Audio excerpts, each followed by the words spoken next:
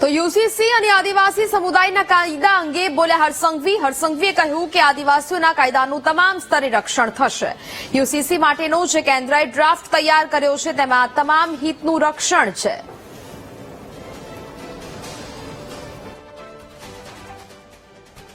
અને અગર આપ એનો એ રિપોર્ટને સ્ટડી કરશો તો આપને અંદાજો આવી જશે કે કોઈ બી પ્રકારે આદિવાસી સમાજની જે રીતિ રિવાજો અને જે કાનૂન છે એટલે એમના જે કાયદાઓ છે એને કોઈ બી પ્રકારે નુકસાન એ આખા યુસીસીના કાયદાની અંદર નથી લાવવામાં આવ્યું.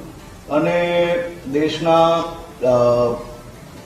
ગૃહમંત્રી આદરણીય શ્રી અમિતભાઈ શાહ સાહેબે બી ઝારખંડમાં એક સભા દરમિયાન દેશભરને સંબોધતા એમને કહ્યું છે કે યુસીસીના કાયદામાં આદિવાસી સમાજને અમે જે બી રાજ્યની અંદર કાયદો લાવશો ત્યાં સંપૂર્ણ ચિંતા કરીને આદિવાસી સમાજના રીતિ રિવાજો અને એના જે કાયદાઓ છે તેનું સંરક્ષણ સંપૂર્ણ કરવામાં આવશે.